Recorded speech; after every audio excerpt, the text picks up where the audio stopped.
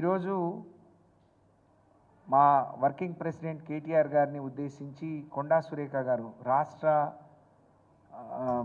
మంత్రి గారు ఒక అభ్యంతరకరమైన వ్యాఖ్యలు చేశారు. దాన్ని మేమందరం కూడా తీవ్రంగా ఖండిస్తూ ఉన్నాం.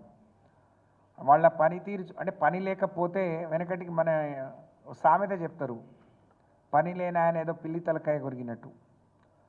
మేముంటే కేసీఆర్ గారు ఈరోజు అధికారంలో ఉంటే బీఆర్ఎస్ 10 ఏళ్ళ అధికారంలో ఉన్నప్పుడు మహిళలందరికీ బతుకమ్మ చీరల్ని పంచేవాళ్ళం.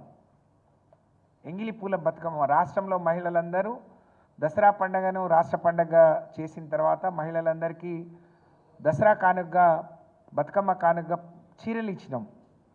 ఆ సంస్కారం లేదు, ఆ ప్రభుత్వానికి లేదు, ఆ ముఖ్యమంత్రికి లేదు, ఆ మహిళా మంత్రులకు లేదు.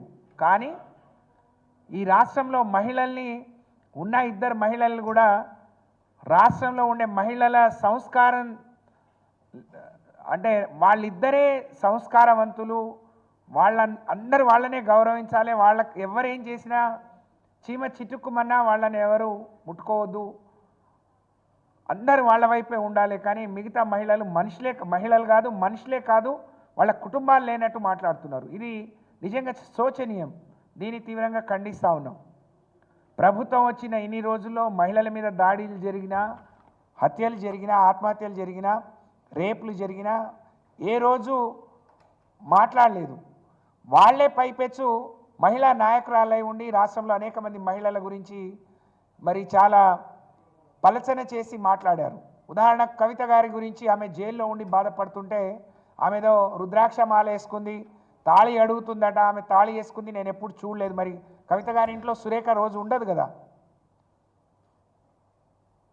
ఈరోజు మొన్న కొండా సురేఖ గారి పైన ఏదో ట్రోల్ చేసిండ్రు. ఆ డీపీలో హరీష్ రావు గారి ఫోటో ఉంది అని చెప్పి తెలిస్తే దాన్ని బీఆర్ఎస్ పార్టీ ఎవరు చేసినా, బీఆర్ఎస్ అయినా వ్యక్తిగతంగా అయినా వ్యక్తులైనా దాన్ని శిక్షించాలి. దాన్ని తీవ్రంగా ఖండిస్తున్నాం. ఇది కరెక్ట్ కాదు అని చెప్పి మేము అందరం కూడా ముక్త కంఠంతో దాన్ని ఖండించాం. ఆ ట్రోలింగ్ని చూసింది 10 పైసల వంత అయితే కొండా సురేఖ గారే ప్రెస్ మీట్ పెట్టి ఆ ట్రోల్ అయిన వార్తల్ని ఆమె చూపించుకుంటూ ఏడ్చుకుంటూ, రాజకీయాల్లోకి వచ్చినప్పుడు అన్ని గట్స్ ఉండాలి, ధైర్యం ఉండాలి, గట్టిగా మాట్లాడే ఇది ఉండాలి. అందరినీ తిట్టడానికేమో నోరు నెత్తిన పెట్టుకొని మాట్లాడతావు, నీకెవరో ఏదో అంటే కన్నీళ్లు పెట్టుకుంటావు. ఈ రాష్ట్రంలో చాలామందిని చాలా రకాలుగా మరి మా పార్టీలో ఉండే నాయకులను కూడా ఇష్టం వచ్చినట్టు ట్రోల్ చేశారు. అప్పుడు మీ నోర్లు మూతపడ్డాయి. నిండు అసెంబ్లీలో ముఖ్యమంత్రి, మహిళా శాసనసభ్యులను, మాజీ మంత్రులను పట్టుకొని ఈ అక్కలను నమ్ముకుంటే మీ బతుకు బస్టాండ్ అని చెప్తే ఈ అక్కలతో పాటే ఆ అక్క కూడా ఉండే అప్పుడు మంత్రిగా. కనీసం దాన్ని ఖండించలేదు, మాట్లాడలేదు. తెల్లారి 5-6 గంటలు అసెంబ్లీలో రోజంతా నిలిచి ఉండి మాకు సమయం ఇవ్వండి, ఇది ఎందుకు మాట్లాడాల్సి వచ్చిందని అడిగితే కనీసం మద్దతు కూడా ఇవ్వలేదు, గంటల తరబడి నిలబడితే. కానీ ఇవాళ తనకెవరో ట్రోల్ చేసినని చెప్పి ఏడ్చుకుంటా మరి తను మాట్లాడుతూ ఉంది. మీరు ట్రోల్స్ ఎవరైనా తప్పుడుగా ట్రోల్స్ చేస్తే దాని మీద పిటిషన్ ఇవ్వాలి. మీరు మంత్రి హోదా, మీరు ప్రభుత్వంలో ఉన్నారు, అధికారం మీ చేతిలో ఉంది, అన్ని దర్యాప్తు సంస్థలని మీ చేతిలో ఉన్నాయి, వాళ్ళతో దర్యాప్తు చేయించాలి. కానీ ఈరోజు రాష్ట్రంలో జరుగుతున్న కాంగ్రెస్ పాలన, రేవంత్ రెడ్డి గారి పాలన చూసి ప్రజలు పండుగ చూసుకునేటట్లేరు. శాపనార్థాలతో మరి వాళ్ళ తిడుతున్న తీరు చూసి దీన్ని డైవర్ట్ చేయాలి. ఒకప్పుడు దసరా వచ్చిందంటే సంబరంగా ఊళ్ళలో బతుకమ్మ ఆడటానికి ఊర్లు ఖాళీ, హైదరాబాద్ ఖాళీ అయిపోయి ఇళ్లలోకి వెళ్ళిపోయేవాళ్ళు. పండుగ చేసుకుంటే ప్రభుత్వం కూడా వాళ్లకు బహుమతులు ఇచ్చేది. కానీ ఇవాళ రేవంత్ రెడ్డి గారు ఈ హైదరాబాద్ వాళ్ళు ఓట్లు వేయలేదనో, లేకపోతే ఆయనకేం హిడెన్ ఎజెండా ఉందో, హైడ్రా అనే ఒక కార్యక్రమాన్ని చేపట్టి వేలాది మంది పేదల పొట్టన కొట్టి వాళ్ళ జీవితాంతం కష్టపడి వాళ్ళ కష్టార్జితంతో కట్టుకున్న ఇండ్లను కూల్చేసి రోడ్డు పాలు, బజారు పాలు చేశారు. అందులో మహిళలు ఉన్నారు, గర్భిణీలు ఉన్నారు, బాలింతలు ఉన్నారు, చిన్నపిల్లల తల్లులు ఉన్నారు.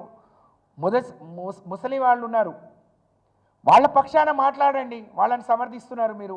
హైడ్రాని సమర్థించే ముందు ఇంతమంది రోడ్డున పడితే ఇది ఈరోజు బీఆర్ఎస్ ప్రభుత్వం వచ్చినప్పుడు జరిగింది కాదు. అనేక ఏళ్లుగా మరి కాంగ్రెస్ పార్టీయే ఎక్కువ రోజులు ఈ రాష్ట్రాన్ని పాలించింది. ఇప్పుడేదో మేల్కొని ఇప్పుడే పుట్టినట్టు, ఇప్పుడే వాళ్ళకి అన్నీ తెలిసినట్టు, ఇప్పుడే స్పృహ వచ్చినట్టు మరి ఊరి మీద పడి అచ్చొచ్చిన ఆంబోతులాగా పడి ఇష్టం వచ్చినట్టు మీరు చేస్తూ ఉంటే దాని గురించి మాట్లాడకుండా తన్నెవరో మనసు నొప్పించిందని దానికి మేము కూడా చింతించాం, దాన్ని మేము కూడా ఖండించాం. ఎవరైనా ఖండియాల్సిందే. కానీ వాళ్ళ కేటీఆర్ గారి గురించి బీఆర్ఎస్ పార్టీ ఆదరణ చూడలేక ఓర్వలేక దీన్ని ఎట్లా డైవర్ట్ చేయాలి పండగ ముందు అని మనసులో అక్కసు పెట్టుకొని కొండా సురేఖ గారు ఇష్టం వచ్చినట్టు మాట్లాడారు. పూర్తి సినిమా ఇండస్ట్రీలో ఉండే మహిళలందరినీ కూడా తను తప్పుడు మనుషులుగా చిత్రీకరించే పని చెప్పారు, ఆలోచన చేస్తూ ఉన్నారు. తను కూడా సినిమా తీసింది ఈ మధ్యనే బిడ్డను పెట్టుకొని. అంటే వాళ్ళకు కూడా ఇవన్నీ వర్తిస్తాయా? సినిమాలో ఉండే మహిళలందరూ కేటీఆర్ గారితో సంబంధం అంటగడతారా? వాళ్ళ కుటుంబాలు ఉండవా? వాళ్ళ తల్లిదండ్రులు ఉండరా? ఎంత చిల్లరా, నీ నోరు చిల్లరా, నువ్వు మనిషి చిల్లరా అనేది అందరికీ తెలుసు. మానకొండ ఘటనప్పుడు నీ నోరు అందరు చూసిండ్రు, వరంగల్లో గొడవలు అయినప్పుడు నీ నోరు అందరు చూసిండ్రు, నీ ఇంట్లో వాళ్ళే అందరు చెప్తారు నీ నోరేందో. కానీ ఆ నోరుని నెత్తిన పెట్టుకొని రాష్ట్రం అంతా ఇదే చేస్తాను అని ఒక మహిళా మంత్రి ఇట్లా మాట్లాడటం అయితే నిజంగా చాలా దారుణం, శోచనీయం. ఇది సిగ్గుతో మహిళలందరూ తలదించుకునే విషయంగా నేను భావిస్తూ ఉన్నాను. ఇది అవమానకరం. కొండా సురేఖ గారు, మీరు ఎప్పుడు మాట్లాడినా ఇట్లనే నడిచిపోతుంది, నేను ఇట్లనే మాట్లాడి బట్టగాల్చి మీదేసి వెళ్ళిపోతా అనుకుంటే ఖబర్దార్ బిడ్డ, నోరు మూసుకో, లేకపోతే మేము నోరు మూయించాల్సి వస్తుంది. నీ మీద పరువు నష్టం దావా వేస్తాం, నిన్ను తప్పకుండా న్యాయస్థానానికి ఈడుస్తాం. వాళ్ళు ఇట్లా పిలిచారు, పోనందుకు వాళ్ళను అందుకని వదిలేశారు. అంటే మీరు ఇప్పుడు ఏం చేశారు? మీరు పక్కన ఉన్నారా? మీకు ఎట్లా తెలుసు ఇవన్నీ? ఎవరింట్లో ఎవరో మాట్లాడుకున్నది ఈమెకి ఎట్లా తెలుస్తుంది? ఎందుకు అనవసరంగా మహిళలు పరువు తీస్తున్నారు? ఇద్దరికిద్దరు గౌరవంగా ఉండండి. మా బాధ అంతా ఏంటంటే మా జిల్లా నుంచే ఉన్నారు, మాట్లాడొద్దు, ఏదైనా వస్తే మాట్లాడొద్దు, వాళ్ళని గౌరవిద్దాం, వాళ్ళకి సపోర్ట్ చేద్దాం అని అనుకుంటే పరిపాలన గాలికి వదిలేసిండ్రు. మీరు ఇచ్చిన ఒక్క హామీ ఇవాళ మహిళలు మిమ్మల్ని చీ అంటున్నారు. నువ్వు మాట్లాడి ఇంకెవరినో చీ అనడం కాదు కొండా సురేఖ గారు, మీ పరిపాలన మీ మహిళల్ని, మీ కాంగ్రెస్లో ఉండే మీ మహిళా నాయకుల నుంచి చీ అంటున్నారు. అనవసరమైన ఆర్టీసీలో బస్సు ఫ్రీ తీసుకొచ్చి మహిళల పంచాయతీ పెట్టించిండ్రు. మీ వాళ్ళకి ఇస్తాన 2500 అతి గతి లేదు, ముసలమ్మలకు మీరు ఇస్తాన 4000 గతి లేదు, రైతు రుణమాఫీ సగం కూడా కాలేదు, పావల వంతు కూడా కాలేదు. నా సొంతూరు సొసైటీలో 2575 మంది ఉంటే 500 మందికే అయింది, 1800 చిల్లర మంది కాలేదు. ఒక ఉదాహరణ చెప్తున్నాను నేను. అటు రైతు రుణమాఫీ కాలేదు, రైతు బంధు ఇవ్వట్లేరు. ఇవాళ హైదరాబాద్ అంతా సర్వనాశనమైంది. ఇవాళ హైదరాబాద్ని ఎవరు చూసినా, ఒకప్పుడు ప్రపంచ పటంలో నిలిపిన హైదరాబాద్ ఈరోజు మరి కాకా వికలమైపోయింది. మీ పరిపాలనను అసహించుకుంటున్నారు. ఇవాళ హైదరాబాద్కు రావాల్సిన అభివృద్ధి వెనక్కిపోతుంది. నెలకొక ప్రపంచ దేశాలన్నీ పర్యటించి కేటీఆర్ గారు ఈ హైదరాబాద్ స్వరూపాన్ని, హైదరాబాద్ రూపురేఖల్ని, హైదరాబాద్ చిత్రపటాన్ని ప్రపంచ పటంలో అగ్రభాగంలో నిలిపితే ఇవాళ మీరు అక్కడి నుంచి దిగజారిస్తూ ఉన్నారు, కూలుస్తూ ఉన్నారు. కాబట్టి మీరు ఇవాళ రేవంత్ రెడ్డి గారు ఇవన్నీ డైవర్ట్ చేయటం, రైతు బంధు నుంచి, రైతు రుణమాఫీ నుంచి, పరిపాలన నుంచి ప్రజల్ని మళ్లించడానికి హైడ్రా తీసుకున్నాడు. పండగ ముందు హైడ్రా మొత్తం దుమ్మేసి పోస్తున్నారు, మహిళలందరూ శాపనార్థాలు పెడుతున్నారు. అంటే ఇప్పుడు డైవర్ట్ పాలిటిక్స్ అన్నమాట.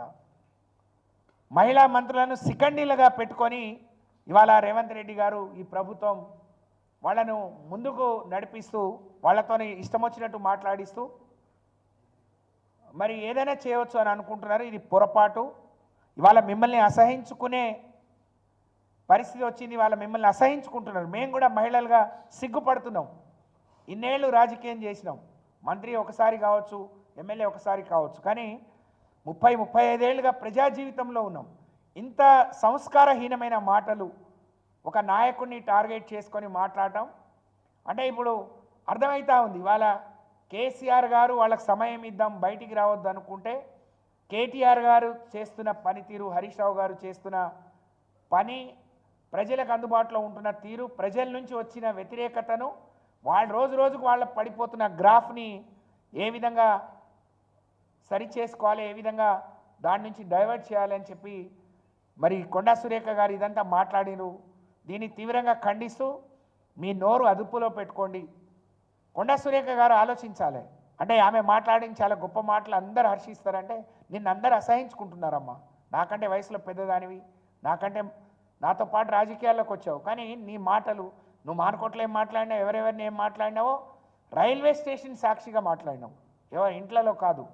వరంగల్లో ఏం మాట్లాడినావో నీ మనసులో ఎప్పుడేది వస్తే మరి నువ్వు వచ్చే రోజు నీ స్థాయి ఏందో, ఇవాళ నీ పరిస్థితి ఏందో ప్రజలందరికీ తెలుసు. అవన్నీ అది ఎట్లొచ్చిందో అందరికీ తెలుసు. అలాగే మీ నోరు ఎలాంటిదో మీరు ఎలాంటి వాళ్ళో అందరికీ తెలుసు. కాబట్టి ఇంకా ఎక్కువ మాట్లాడి మా నోరు విప్పి అన్నీ చెప్పే పరిస్థితి, రోడ్డున పడే పరిస్థితి తేవద్దు. మాకు మా తల్లిదండ్రులు కానీ మేము ఉన్న పార్టీలు మాకు కొన్ని సంస్కారం, కొంత విలువలతో కూడిన రాజకీయాలు నేర్పారు. దానికి ఆ హద్దులు లోబడే మాట్లాడుతున్నాం. కాబట్టి మేము ఇంకా ఏం చెప్పదలుచుకోలేదు. దయచేసి మరి ఈ సమాజంలో ఉండే మహిళలు, సినిమా ఫీల్డ్లో ఉండే మహిళలు కానీ సినిమా ఫీల్డ్లో ఉండే ప్రతి ఒక్కరు ఆలోచించాలి. ఇవాళ సినిమా ఫీల్డ్లో ఉండే మహిళల గురించి ఇంత తక్కువ చేసి, ఇంత చిన్న చూపు చేసి, అవహేళన చేసి మాట్లాడితే ఇది అందరికి వర్తిస్తుంది. అందరి పిల్లలు సినిమాలో ఉంటారు. ఆమె కూడా సినిమా తీసింది, ఆమె కూడా సినిమాలతో సంబంధాలు ఉన్నాయి. కాబట్టి మేధావులు, విద్యావంతులు, మరి బుద్ధిజీవులందరూ ఈ కొండా సురేఖ వ్యాఖ్యలు కానీ సీతక్క వ్యాఖ్యలు వీళ్ళే ఎక్కువ మాట్లాడతారు. ఎందుకంటే ఒక ఎస్టీ మహిళ, బీసీ మహిళ ఎవరు మాట్లాడరు, మహిళలు కాబట్టి ఇంకేదైనా అంటే మేము ఇంకా ఆయనతో రెచ్చిపోవచ్చు, ఇంకేదైనా మాట్లాడవచ్చు అనుకొని ఎస్కేప్ అవుదాం అనుకొని మీరు ఆలోచిస్తున్నారు. ఇది మంచిది కాదు. మీతో ఎక్కువ మాట్లాడిస్తే మిమ్మల్ని నాయకులు రాళ్ళుగా పెంచుతున్నారు అనుకుంటున్నారేమో. మీ విలువలు ఇంకా తగ్గిస్తున్నారే విషయాన్ని మీరు గ్రహించుకొని మీ నోరు అదుపులో పెట్టుకొని మాట్లాడితే మంచిదని నేను ఈ సందర్భంగా తెలియజేస్తా ఉన్నాను. సీతక్క మాట్లాడుతూ ఎంగిలిపూల రోజే కేటీఆర్ మాటలు వినాల్సి వచ్చింది అన్నది. ఎంగిలిపూల రోజు మేమేం చేసాం? చీరలు ఇచ్చి గొప్పగా పండుగ చేయించుకున్నాం. నువ్వేం చేస్తున్నావు? బజార్ మాటలు మాట్లాడుకుంటూ రోడ్లో తిరుగుతున్నారు మీరు. కాబట్టి ఖబర్దార్ సురేఖ గారు, మీ వెనక ఇంకెవరైనా ఉండి మాట్లాడిస్తే వాళ్ళకు కూడా నేను హెచ్చరిస్తూ ఉన్నాను. మీ నోరు అదుపులో పెట్టుకోకుండా ఏదైనా మాట్లాడతా అంటే ఇకపైన సాగదు. నిన్నెవరో ట్రోల్ చేస్తే ఈ పార్టీ మీద, ఆఫీస్ మీద దాడి అయింది, కేటీఆర్ గారి మీద దాడి చేయించుడైంది. కాబట్టి తప్పకుండా మిమ్మల్ని ఇట్లా వదిలిపెట్టాం. అన్నిటికీ మాకు మీ నుంచి జవాబు రప్పిస్తాం. మీరు తల వంచుకొని జవాబు చెప్పే రోజు, సమాధానం చెప్పే రోజు త్వరలోనే వస్తుంది. మిమ్మల్ని కోర్టుకి ఇడుస్తాం, మీ మీద పరువు నష్టం దావా వేస్తాం, మిమ్మల్ని తప్పకుండా బజార్లో నిలబెడతాం. ఆ పని మీరు చేసుకోవద్దు అని చెప్పి హెచ్చరిస్తూ, మా మీడియా సోదరులు కూడా ఇటువంటి వాళ్లను ఏదైనా ట్రోల్ చేసే ముందో లేకుంటే పెట్టే ముందు సోషల్ మీడియా కూడా ఆలోచించాలి. ఇటువంటి చౌకబారు నాయకుల మాటలు తీసుకొని దాన్ని ఇంకా పెంచుకుంటూ ఇంకా పోవడం సరైనది కాదు అని చెప్పి విజ్ఞప్తి చేస్తూ గౌరవ మాజీ పార్లమెంట్ సభ్యులు కవిత గారిని మాట్లాడాల్సిందిగా కోరుతా ఉన్నాను. అసలైన తొలి వెలుగు. ఫాలో వాట్సాప్ @తొలి వెలుగు official.